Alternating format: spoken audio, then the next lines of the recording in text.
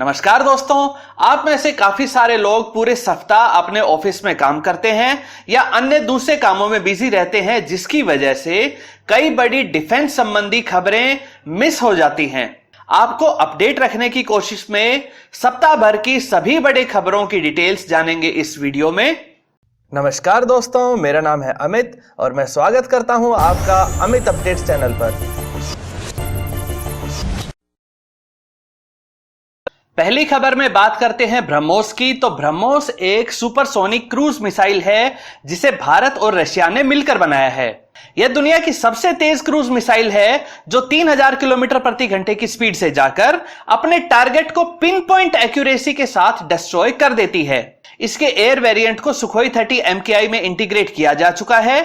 अब खबर आ रही है कि इसके एक एयर टू एयर वेरिएंट को जल्दी ही डेवलप कर लिया जाएगा, जिसकी रेंज 400 किलोमीटर तक होगी। इसे फाइटर जेट से छोड़ने के बाद यह मिसाइल दुश्मन देश की टेरिटरी में काफी अंदर उड़ रहे फोर्स मल्टीप्लायर एयरक्राफ्ट जैसे कि अवाक्स और रिफ्यूलिंग टैंकर्स को अपना निशाना बनाएगी। साथ ही ब्रह्मोस NG वर्जन, जो ओरिजिनल ब्रह्मोस वेरिएंट से 1 टन हल्की है, यानी मात्र 1500 किलोग्राम वेट की है, इसे सुखोई 30 MKI के साथ साथ तेजस फाइटर जेट में भी इंटीग्रेट किया जा रहा है। तेजस से ही रिलेटेड है हमारी अगली खबर। तेजस 1A के लिए स्वदेशी उत्तम एएसए रडार पूरी तरह से तैयार हो चुका है। इसको तेजस में इंटीग्रेट करके इसकी टेस्टिंग चल रही है और अगले साल तक इसे तेजस MK1A प्रोग्राम में इंडक्ट कर लिया जाएगा।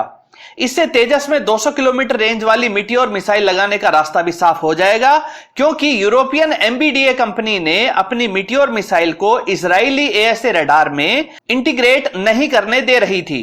वहीं तेजस के MK2 या मीडियम वेट फाइटर का डिजाइन वर्क पूरा हो चुका है और इसका प्रोटोटाइप इसी वर्ष तैयार कर लिया जाएगा। इसमें कोशिश की जा रही है कि सिर्फ इंजन को छोड़कर लगभग सभी उपकरण स्वदेशी ही हो। इसके उत्तम ASA radar, full touch digital avionics, electronic warfare suit, onboard oxygen generator आदि सभी उपकरण स्वदेशी ही होंगे। 2022 तक इसके फ्लाइट टेस्टिंग के शुरू होने की पूरी उम्मीद है।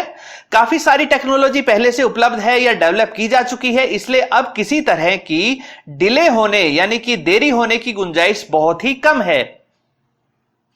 अगली खबर में बात करते हैं भारत के एयर डिफेंस सिस्टम की। शुक्रवार यानी कि 9 अगस्त को Israeli spider air defence system की टेस्टिंग की गई है पोखरन टेस्ट रेंज में।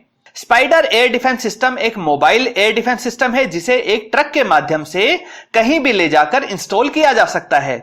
इसमें पाइथन और डर्बी 2 तरह की मिसाइलों का इस्तेमाल किया जाता है, जिससे यह 15 किलोमीटर से लेकर 35 किलोमीटर की रेंज में आने वाले किसी भी aircraft, fighter jet, helicopter, cruise missile या ड्रोन को निशाना बना सकती है।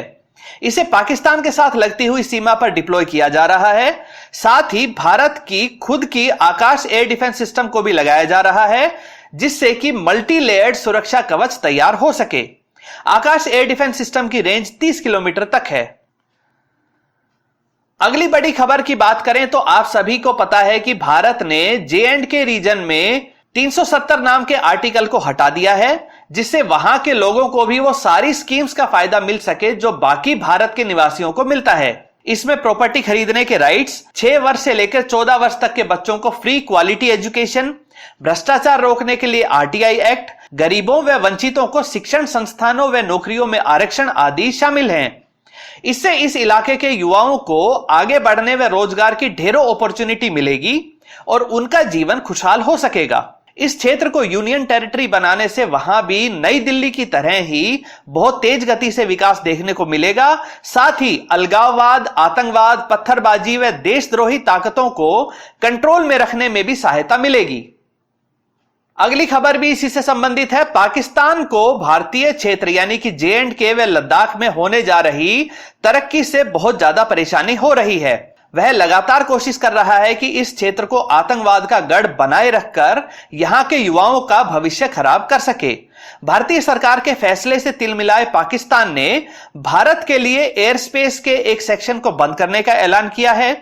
साथ ही भारत से व्यापार को भी खत्म करने का फैसला किया है। इससे पाकिस्तान की ही बुरी हालत हो गई है, क्योंकि भारत के टोटल व्यापार का मात्र 0.03% ही पाकिस्तान के साथ होता है। पाकिस्तान में हालत यहां तक हो गई है कि रसोई की जरूरी सब्जियों के रेट बहुत ज्यादा बढ़ गए हैं। टमाटर 300 रुपए प्रति किलो तक पहुंच चुका है। अपना ही नुकसान करके पाकिस्तान पता नहीं क्या साबित करना चाहता है।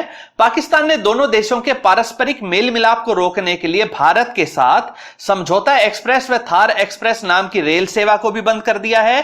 साथ ही लाहौर अमृतसर बस यातायात को भी बंद कर दिया है। भारत एक बहुत बड़ी इकोनॉमी बन चुका है और उसे ऐसे कदमों से कोई फर्क नहीं पड़ता है। बात करें फाइटर जेट की तो एक अच्छी और एक बुरी खबर आई है।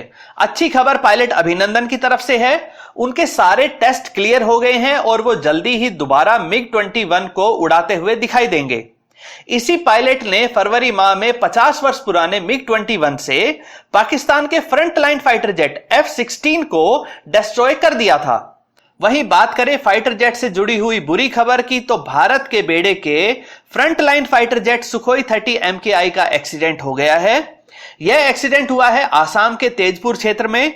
दोनों पायलट्स ने सेफली इजेक्ट कर लिया था और दोनों सुरक्षित हैं। कुछ दिन पहले भी एक सुखोई 30 MKI के इंजन में खराबी आ गई थी जब एक पक्षी उड़ते हुए इसमें खिंच गया था।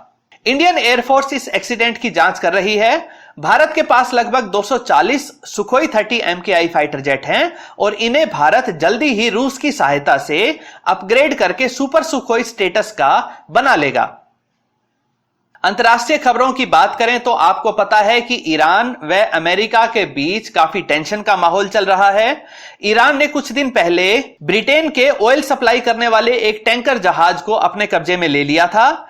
इसके मालिक ने थक हार कर भारत की सरकार से गुहार लगाई है कि वह इस जहाज और इस पर सवार क्रू मेंबर्स को छुड़वाने में सहायता करे। इस जहाज पर भारत के सेलर्स भी सवार थे जिन्हें भारतीय सरकार ने अपने प्रयासों से छुड़वा लिया था।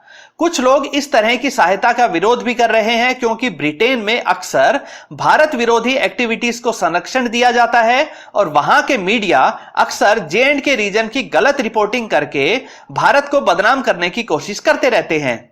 हालांकि भारत मानवीय आधार पर इस जहाज पर फंसे लोगों को हर संभव मदद देने की पूरी कोशिश करेगा। भारत व ईरान में काफी अच्छे पारस्परिक व व्यापारिक संबंध हैं। बात डिफेंस क्षेत्र में भारत के द्वारा किए जा रहे एक्सपोर्ट्स की करें तो भारतीय सरकार ने कल्याणी ग्रुप द्वारा बनाई गई 155 mm 52 कैलिबर की आर्टिलरी को एक्सपोर्ट लाइसेंस दे दिया है। इस आर्टिलरी को भारत 52 के नाम से जाना जाता है। एक्सपोर्ट लाइसेंस मिल जाने से अब कल्याणी ग्रुप इस आर्टिलरी को काफी सारे देशों को बेच सकेगा जिसमें मिडल ईस्ट के देश, अफ्रीकन देश आदि शामिल हैं। इससे भारत का डिफेंस एक्सपोर्ट करने का रेट बढ़ता जाएगा व फॉरेन करेंसी भी मिलेगी। भारत ने पिछले वर्ष यानी कि 2018-19 में 80,000 करोड़ रुपए की कीमत के डिफेंस उपकरण बनाए थे जिनमें से 11,000 करोड़ रुपए की कीमत के डिफेंस एक्सपोर्ट्स के कॉन्ट्रैक्ट को पाने में भारत सफल रहा। पिछले दिनों ही म्यांमार को लाइटवेट कैटेगरी के टॉर्पीडो बेचे हैं और UAE से 50,000 आर्टिलरी शेल्स का रिपीट ऑर्डर भी मिला है। म्यांमार को ही भारत जल्दी ही एक सबमरीन भी देने वाला है। वहीं भारत की सुपरसोनिक क्रूज मिसाइल ब्रह्मोस को भी कई देशों को बेचे जाने की बात चल रही है। अगली खबर आई है चाइना से। चाइना भारत के साथ स्पेस एक्सप्लोरेशन में साझीदार बनना चाहता है। भारत ने हाल ही में चंद्रयान 2 को लॉन्च किया है। चाइना ही नहीं, अमेरिका भी भारत के साथ एक क्लोज कोलैबोरेशन करना चाहता है। इसकी दो वजह हैं। एक तो भारत में एक से बढ़ के एक साइंटिस्ट उपलब्ध है और दूसरा भारत बहुत ही कम कीमत में बड़े से बड़े मिशन को अंजाम दे देता है, फिर चाहे मात्र 400 करोड़ रुपए में ही पहली बार में मंगल ग्रह तक अपने सैटेलाइट को भेजने की बात ही क्यों ना हो। कई लोग सवाल कर रहे हैं कि जब चाइना 1962 में लड़ाई कर चुका है और 2 वर्ष पहले भी डोकलाम में लड़ाई की चेतावनी दे रहा था तो ऐसे देश का सहयोग क्यों किया जाए।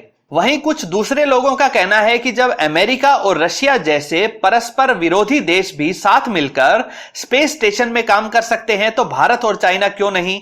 चाइना को लेकर एक और खबर आई है। चाइना के साथ ही एक और कंपनी हुआवे को लेकर भी मतभेद चल रहे हैं। अमेरिका ने हुआवे कंपनी द्वारा जासूसी करने व सेंसिटिव डेटा को चुराने के आरोपों में इस कंपनी को अमेरिका में बैन कर दिया है।